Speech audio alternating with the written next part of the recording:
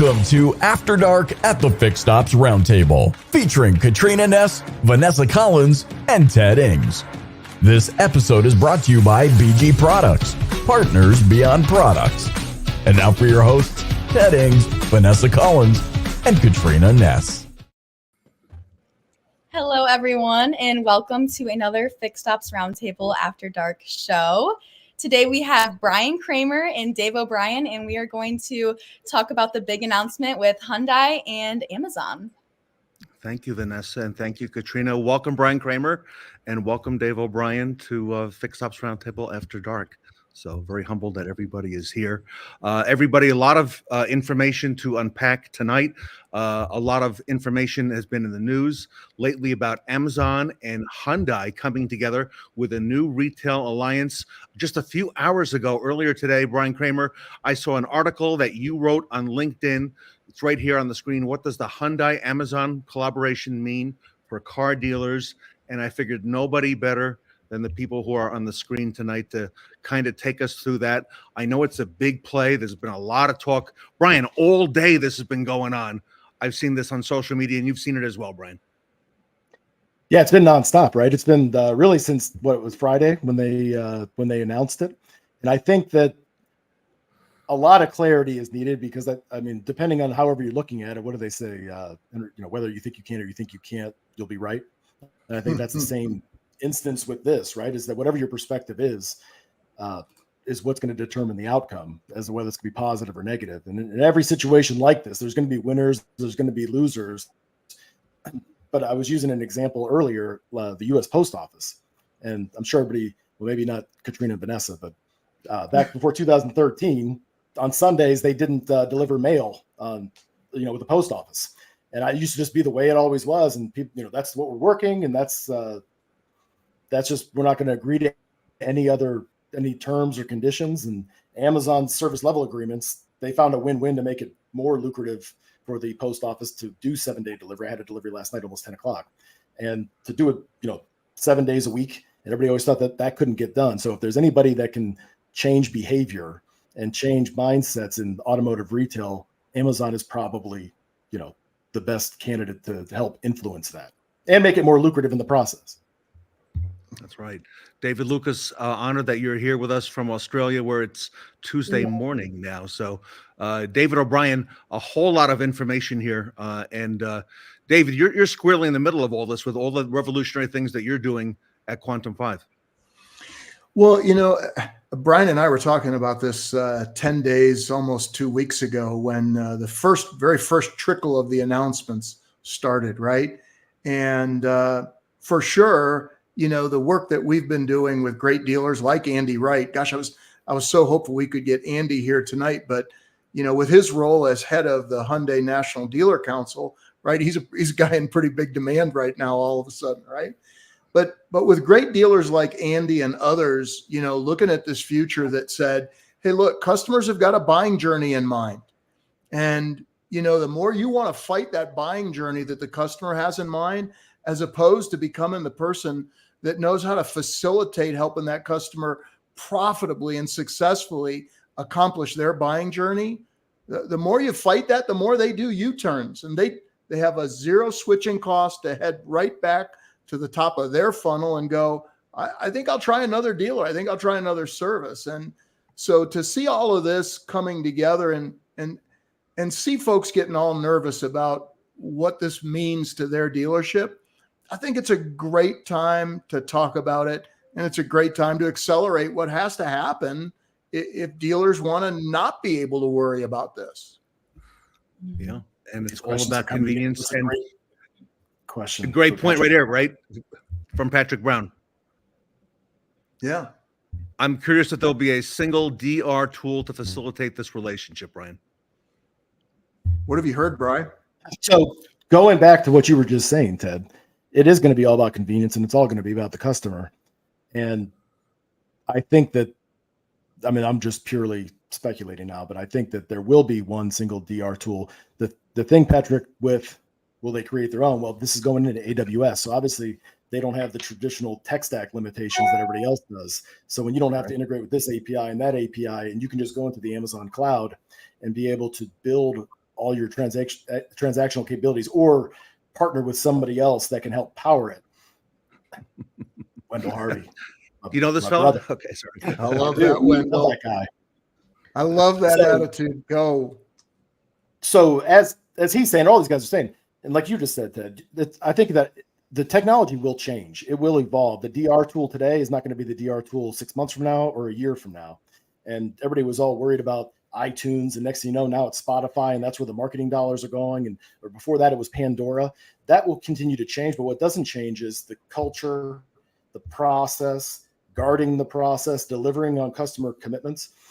The one thing that I keep telling everybody is we're focused. So many people are focused on this Amazon thing. If I was still, working alongside Wendell, I'd say bring it, because you can put a Prime button on our website, and we're built for this, right? And Quantum helped train us to be resilient for that, and we worked on that well before. Second week of COVID, I called Dave up and said, "Hey, what can we do I see where this is going. What can we do to prepare our team to enable this?" And Wendell said the same thing. He goes, "Look, I'm not looking for slick word tracks. I'm looking for changing the way people think and how they approach clients and talk to them in a human conversational way instead of slick word tracks," right? So when you start looking at it like that, to be able to teach people, especially the younger generation, how to self-correct and problem solve, that's what everybody should be taking the same amount of time, instead of going, "Oh, what's Amazon doing? Or what's their next step? Can I stay in front of them?" Take that and instead of worrying about Amazon, start worrying about your own customers and what their customer journey looks like. Wow, a lot of great questions, a lot of good feedback already coming in. This has really struck a nerve, Dave O'Brien. And Katrina, we talked earlier in the green room, with today being Cyber Monday, Yeah. all of us have been buying from Amazon, over the last few weeks, especially over the weekend. But, Katrina, really timely today. And I think we're going to see a lot of maybe some new lingo that maybe, Katrina, maybe that you even haven't seen yet tonight. So Totally. So Brian, where does this go? Where are we headed here? I saw a conversation recently within the hour that you were involved with that said, Amazon, these companies are very intentional. They don't do things in a small way. They do things in a big way. Where is this headed? Because there's a whole lot at stake here. Among other things, the dealer franchise system, piercing that, perhaps potentially down the road. What are your thoughts? I don't think it's as intense as everybody makes it out to be, but I think it's a wake-up call for the whole industry, because I think that what a lot of this panic is causing is a lot of dealers are looking at their infrastructure, and they're saying, for the last 2 or 3 years, we've had record year, great growth, but we really haven't, we got some holes in the roof that we haven't fixed, and it's sunny out right now, and they can fix it, like Brian Benstock says, or they can wait until it's too late when it's already raining, which is not a good time to try to fix it. And, what do they say? Fix the roof while the sun's shining. Don't wait till, it's raining outside to fix it. And I think that that's the choice that all the dealers have to make. They're giving away their first party data on all these different websites and just handing it over like their lunch money at the cafeteria by not handling this stuff themselves. It's happened on, with Carvana with trade-ins. And now Carvana is marketing back with the dealership's data to their clients to try to buy their cars. Done it with finance, with letting credit unions get all that data. They sell it to a competitor, then they sell it back to the dealer. Same thing's going to happen if the dealers don't develop their own first party data infrastructure and build a moat around their dealership to protect it. What do they have a process for all of those things to make sure that they're maximizing it so they can retarget it? It's either going to make it so that they have to buy it from Amazon, or they're going to lower and make their advertising spend more efficient. Second thing is they got to go through and just stress test all the different parts. If somebody wants to reserve a vehicle online, everybody faces this. You got some hot product, you pick whichever one it is for your franchise. Here in an hour and a half, 2 hours, when most dealerships are closed, I want to reserve it. What happens after hours? Who does that go to? Does it trigger the DMS? Does it mark still pending? What's the internal process? Is there a process in the morning to catch that, for somebody to review that? Who's that champion? Who's that point person? The single, one throat to choke. And then in the morning, when they start working the service drive, which every dealership should, and they're greeting them, "Hey, would you like to know what your trade's worth?" "Oh, yeah, I would." Oh, hey, what's that? "Oh, that just came in." Then they sell that vehicle. The other customer drives 3 hours. And "What are you doing?" "That's my car. I put a deposit on it." "Oh, well, the right hand didn't talk to the left hand." Those are the little tiny paper cuts that are going to cause dealers to bleed out that they need to prepare for now and galvanize themselves.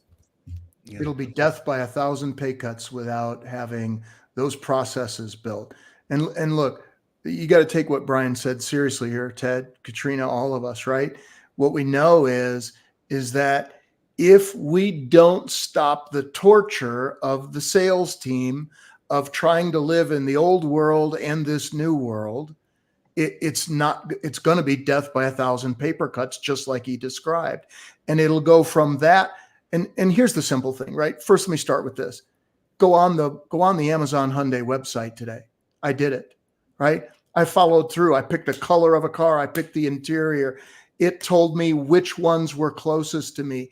It asked me if I wanted to communicate to the dealer. Did I want to email the dealer? Did I want to call the dealer?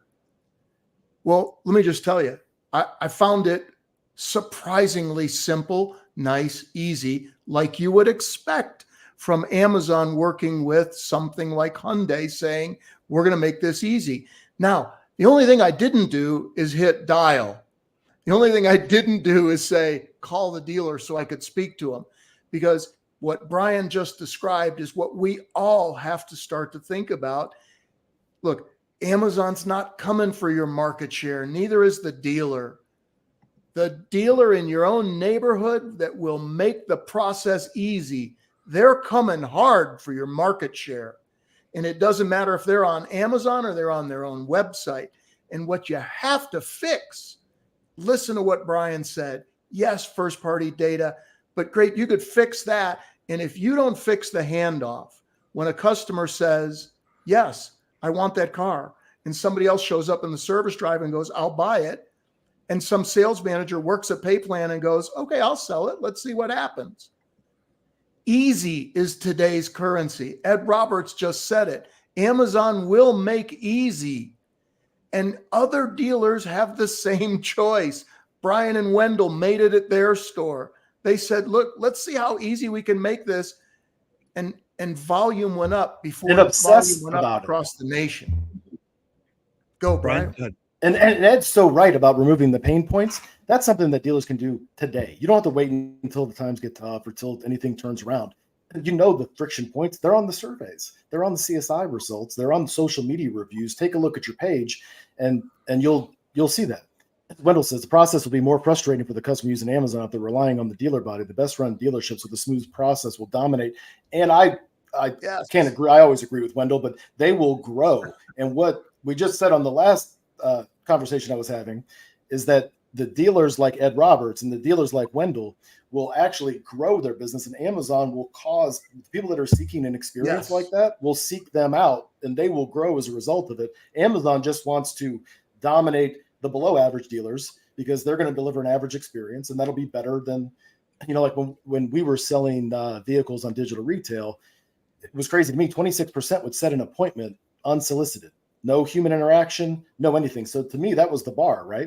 And for, the dealerships that just do, single point of contact or whatever, it might not be as good as some other stores, and we wanted to be at 35 or 40% appointment set rate. But if they were below 26%, they were costing us money, mostly because they were either giving too much information, adding friction, or unnecessary time and energy that people didn't want to, there's unnecessary friction in the process. So just by doing nothing, you're still going to get 26% of the stores. That's what Amazon's going to accomplish. So you better deliver an extraordinary experience that's above average. And customers I know are willing to pay for it. And this is not like a best price race to the bottom type deal. No. When you take price out of the equation on Amazon, which is what it does, everything's going to be just real close. Now you're comparing your experience to the dealer down the street, and that's when it's going to get real.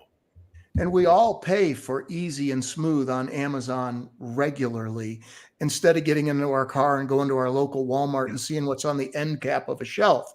But think about this, Brian. You and I have had good talks about this. Think about trade-ins. Talk about an area where today a consumer has great access to information. Sometimes it's a widget on the dealer site. Sometimes it's your site. But they can go find out what their trade's worth. What does the phone call to the average dealership sound like when customer says, hey, look, I've seen numbers from 21 to 22,000 for my trade. Will you guys be there? What's that conversation sound like in today's market? No, bring it in. Yeah, well, no, it's going to be a range. It's going to be between here and here. You never know. It could be worth hundreds, if not thousands of dollars more.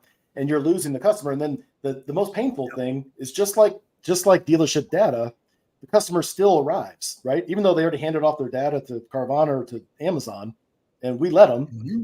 And the next thing that happens is they still buy a car, so it's not even on. And this is what's like a frog in a pot of boiling water. So slowly, so gradually, it drives me crazy because people don't see it happening. Is they're giving away their data, they're giving away their trades, and then the customer comes in and still buys a car. And as I'm talking to dealers and I'm pleading with them to help save these transactions, they're like, I still sold them a car. What are you so worried about? It's not a big deal. And they're only taking in 40 trades on 100 transactions. Or if they sell 100 cars, they should be appraising 90, 100 trades, right? But they only appraise 100 cars.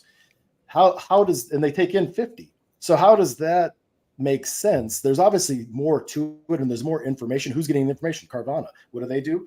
They're retargeting and they're advertising, or they're selling back the leads to a competitor, which now you're opening up Amazon. Dealers need to build a moat for, some sort of, it needs to be a siege of their data for service. Jiffy Lube and everybody's already been doing it for years. It needs to be for service and sales, and it needs to be holistic. And I know this is your wheelhouse, Dave, but they need to speak to the customer differently, online, on chat, text message, social media, all the way around. Well, look, you helped me coin the phrase, right? The first thing you've got to remember in this communications area right now, right, is if you refuse, you lose. So when customer says, why do I have to come in for you to talk to me about a monthly payment? I'm telling you, I have a 712 credit score. Talk to me. My credit union said this. What do you say? If you refuse, you lose. The same is true about the trade value. The same is true when the customer says, so the website will tell me the out the door price, but you won't tell me the out the door price. Why won't you? And look, we have to stop being scared. Brian, you said it today in your article. We have to worry more about the joy that comes for our customer and us by making this process better, instead of doing the fear of what could go wrong. Oh gosh, I won't be able to steal 1,000 from the trade. Oh gosh, I won't be able to leave enough room in the payment that I'm not supposed to leave anyway in order to let finance have wiggle. We have to start putting our reward process for our teams on how can they create an experience that customers pay for.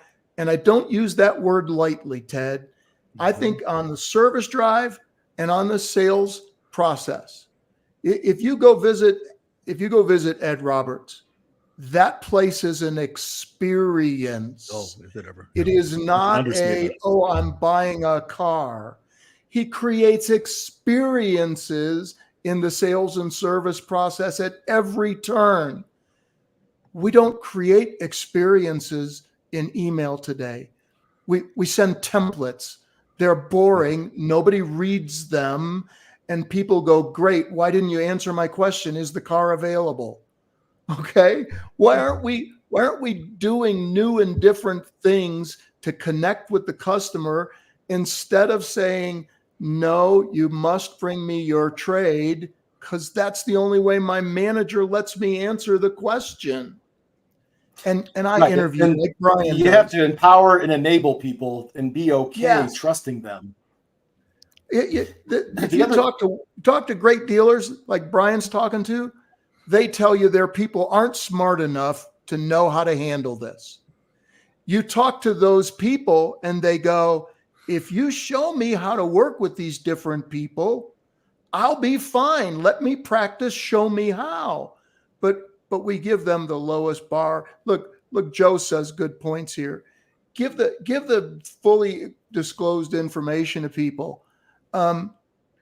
If we don't start, this is going to go bad for the folks that won't start. Brian? Well, that stuff's already on that Amazon. I mean, I'm sure mystery shop this already. I've done it a few times. Mm-hmm. And all of that is like the price of admission.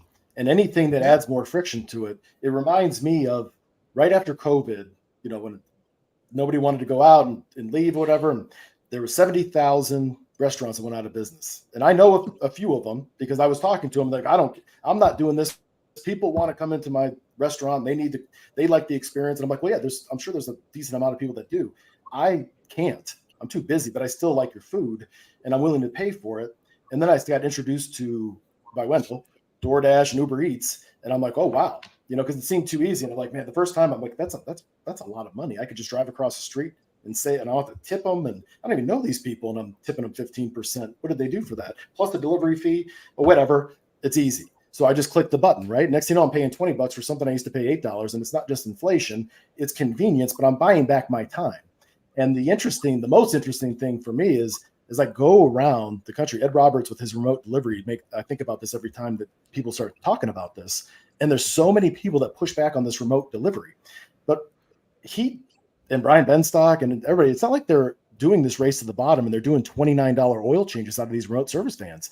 They're charging above average profit, and they're earning every bit of it. And then that's where all these referrals are coming from. And it's like the Elon Musk effect.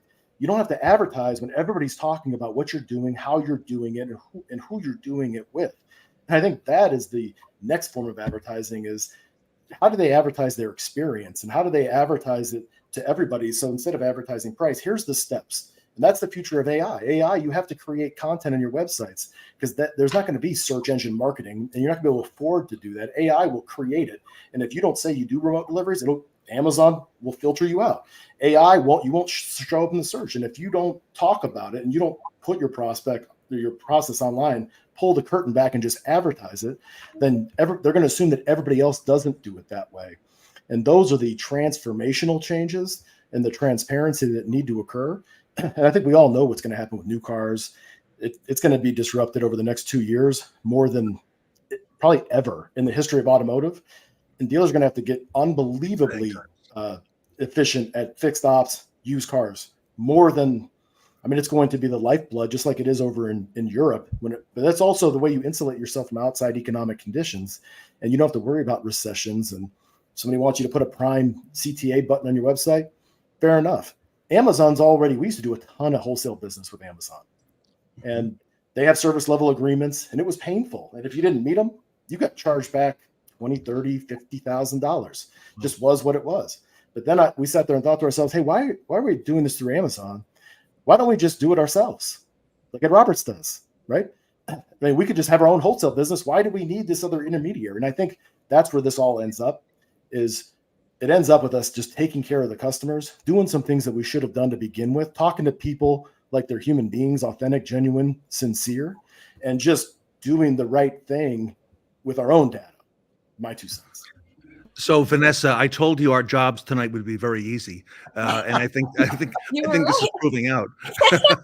The same thing. So I want to put something on the screen, Vanessa, that Brian had in his article, and he talks about friction points in the dealership. Before I do, Vanessa, you're a consumer. All of us are consumers.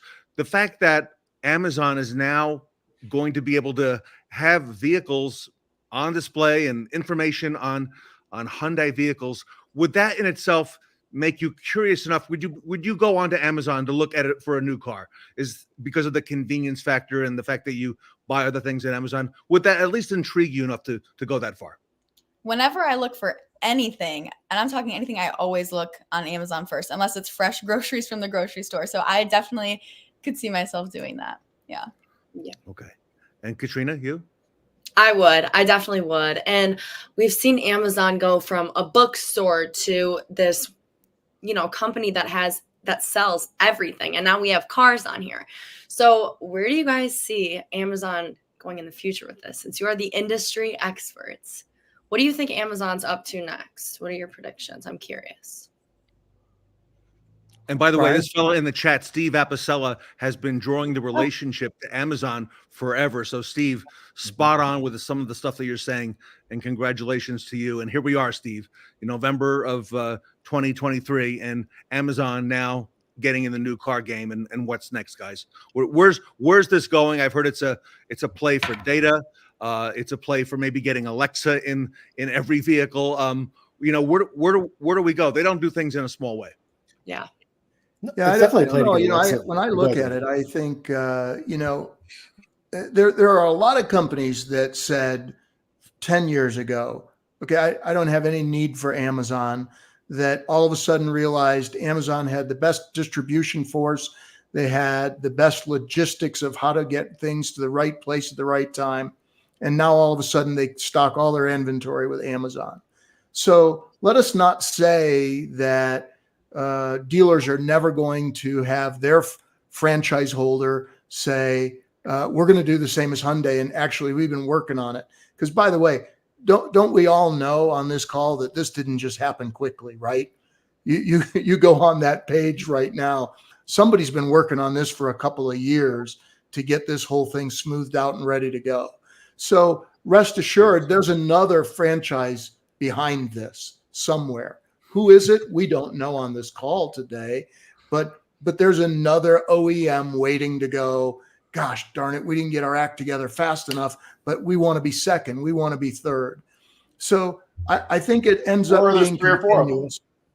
Or there's 3 or 4 of them. Yeah. So they're going to keep finding ways to allow dealers the logistical ability to get things from place to place. The only guy I'm not worried about is Don. Ship my car now, Don, because Don Brady is the king. So I know they won't undo our man Don, who just helped a friend of mine, but they might undo a whole lot of other stuff, Brian. Well, I think that right after COVID happened, everybody started getting really proficient at pickup delivery for service, pickup delivery for sales. I know that, I was jumping up and down. Everybody, thought that I was in on it with the pandemic. They're like, this is what you always wanted. But I used it as leverage to be able to, all the stuff that we were right on the verge of doing, to facilitate it. And it started working. It worked so well that as soon as all those mandates were gone, everybody went back to the way we were doing it. And we lost all that innovation, because we didn't have to anymore. It wasn't like a survival. And that's typically when the most innovation occurs, is when you're in a survival mode, like the recession or COVID. And that's when you start seeing all these amazing things happen. But I would challenge, why don't we do those anyway? Because during those couple of weeks after COVID, we could, as you can see on the screen, virtuals on the left, showrooms in the middle, remotes on the right. And Dave explained it to me as, Quantum 5 is a Sherpa that kind of guides the client through all those things, whichever one they want to go to. So if somebody enters your website, virtual product presentation, they select the vehicle, right? Most dealers are pretty proficient at that. Now, what if somebody wants to pick a car, choose a car remotely? Can you send them pictures? Can you do things like that? Yeah, of course. But then how about, as Patrick Brown said, what about the trade appraisal? And this is where it starts to come off the rails. Yeah. Oh, you can do it in the showroom. Well, yeah, everybody can do it in the showroom. That's the price of admission. Can you do it remotely? Are your people empowered to do it remotely? Or would it have to be a sales manager coming off the floor for 4 hours or 2 hours out of the, most dealers are not equipped or don't have the infrastructure to do that. Now, if you enable your whole, I'm going to plug AccuTrade for a second, but AccuTrade democratizes and enables the whole staff, service advisors, anybody you want to technicians to appraise cars. Now you can send anybody out. You can send Don Brady out while he's out there shipping your car. He can appraise a car, scan it. And now or you can just do it on your website. But that's where most dealers are like, well, yeah, you got to come in. I'm not willing to do that, like Dave was saying earlier. So what happens? They bounce off your website and they go to Carvana. Now, after that comes in the menu, the credit application, and every dealer does it differently. And some allow people to do it and some don't. Well, we have compliance or state laws, and most of the stuff is just smoke. But at the end of the day, if you're not willing to do every single one of those things remotely, virtually, and in showroom, and everybody can do it in showroom. But the more of those that you can do, the less bouncing and less shopping, and the less times that they have to compare your experience to somebody else's. Wow. And by the way, this isn't an American trend, Ted. I was on a conference 10 days ago with 2,500 people at Stellantis Asia Pacific, salespeople, managers on the front line. By the way, they're asking the same questions, just not using the word Amazon, but they're trying to get to the point where they understand, doggone, we've got to make this easier. We're still trying to drag people into an old world, even though we bolted some digital on. So I agree with what Brian's saying. We've got to get through those pain points He mentioned payment. He mentioned trade. There were 3 or 4 in there. How are you going to get me my car? How long? What happens? Can I get it in 48 hours? I'm a Prime member, right? There's important. When am I going to get my check for my equity? My equity check. And wait a minute, you haven't taken care of my payoff. Who do I call? Right? Who was supposed to pay off my car? So there's great stuff that's there that's going to make all of us better as we bulletproof processes. Yeah, I agree. Brian Kramer, you talked a little bit about. Ed, Go ahead. well, here I'll save it for the end. I was going to ask you. There's an Brian, irony with, because you touched a little bit on what AccuTrade does. I just want you to tonight, before we go, tell us a little bit about AccuTrade. But go ahead, in whatever order you want to do this. I'm fine. So it actually ties into that, right? So AccuTrade is an app. It's also an online widget. It appraises vehicles. It also has an OBD tool that we partner with that'll run all the DTC codes, 109,000 of them. So it's the most accurate appraisal. And it's backed by our analyst team, 25 the biggest wholesalers in the world. And we guarantee all of our values rather than a guide. And then there's another number we'll write a check for. It's the same number. It's built for speed and it's built for volume and it's built to put it in the hands, no differently than digital retail allows people to, work their own payments or on a really good dealer's website, like Ed Roberts. When I got my Bronco service there, I was able to order my tire and everything I needed prior to my arrival. And when I showed up, they knew who I was. They knew my car. They knew the mileage I gave them on a Post-it note was wrong. And said, hey, you don't want a bad Carfax, and anticipated all that stuff for me. Those types of things, harnessing their first-party data, not buying it from Amazon to use it in different ways, in the most efficient way possible. That's taking that, combining all that build data into the appraisal is how we make the value so accurate. So if there's that much accuracy, as I was talking to a dealer in Florida recently, and I'm sitting in his office, general manager, and I'm talking to him about, well, yeah, it is accurate. I got to give you that. We're checking it versus all the other appraisal tools. Okay, yeah, I agree with your number more than that number. Okay, yeah, I trust your numbers. And I said, well, why wouldn't you enable and empower the salespeople to use this, or service advisors? Oh, I can't. They don't know how to appraise cars. Well, it's like paint by numbers. You just have to click. And what Wendell and I did is we saw our valets out with our Dealer FX iPads walking around. And I said, hey, Wendell, when's the last time that you had a customer complain about the condition on a vehicle? I don't know. It's been a while.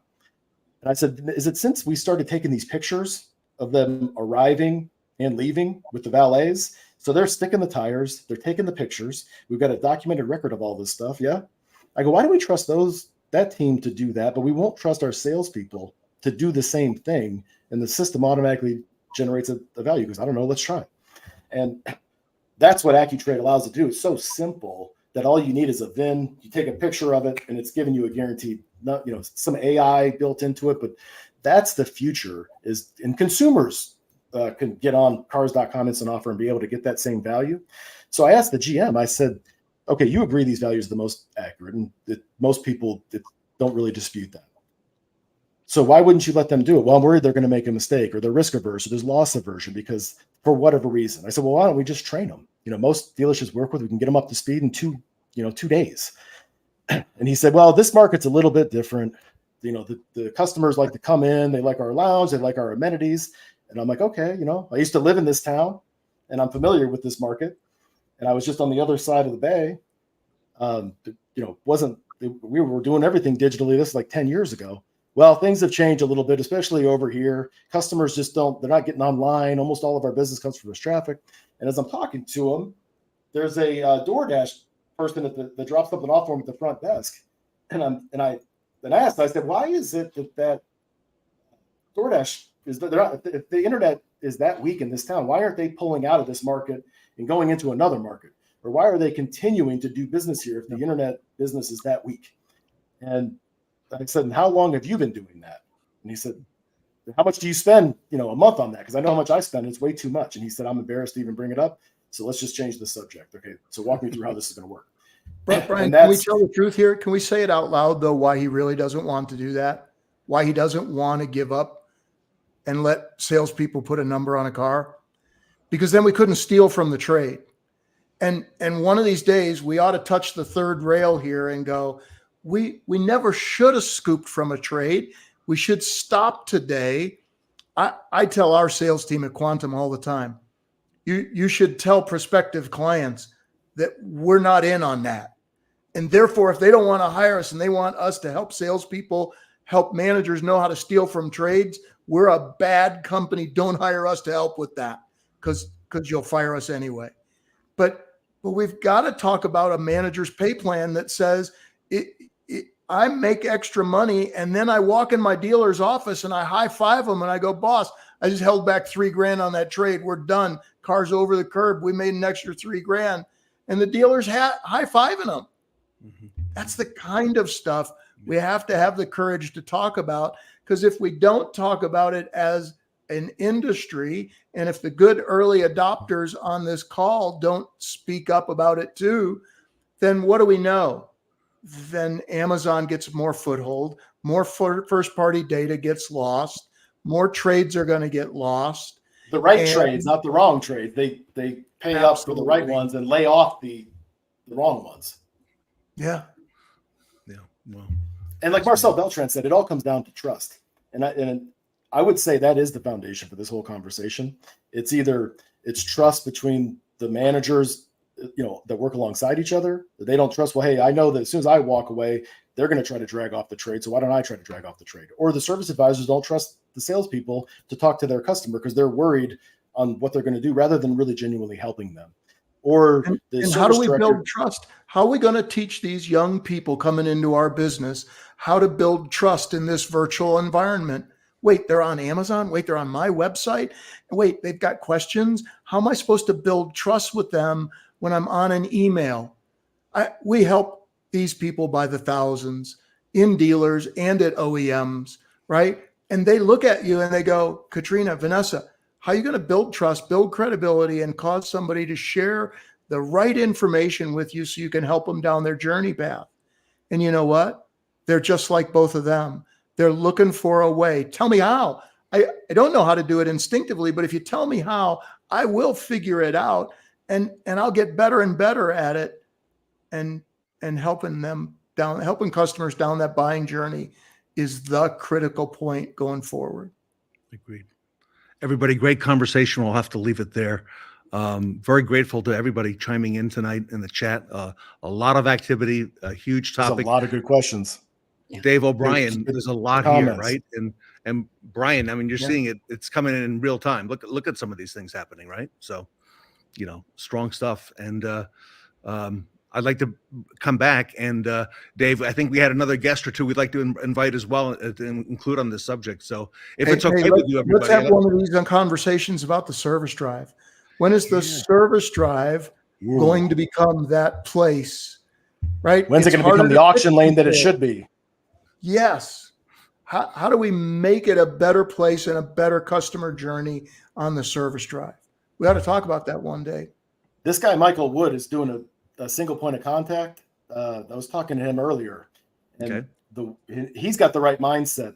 I love some of the stuff he's putting up. Great job, Michael. Yeah, Michael. Yeah, thank you for contributing. And a lot of new faces tonight. Brian Reed here as well. So great information. So everybody, thank you for all you do for our industry. Dave O'Brien from Quantum 5. Thank you for all the changes that you're helping us navigate through. And Brian Kramer, as always, fascinating conversation, Brian, and look forward to having, more of this with you, and grateful to both of you. And Katrina and Vanessa, a lot happening in automotive retail. Brian said in his article, this is probably the most exciting time he's ever lived in automotive. And Brian, I would agree with you. I would say the same thing. I love it. And every day is changing. And I couldn't be more excited for having this conversation next month and see what changes. Amen. All right, let's come back and let's do it, everybody. Let's do it next month. Everybody, thank you for being with us tonight. And on behalf of the Fixed Ops Roundtable, we'll be back on Wednesday night at 8 p.m. and another great show to bring you then. So thank you for being here, everybody.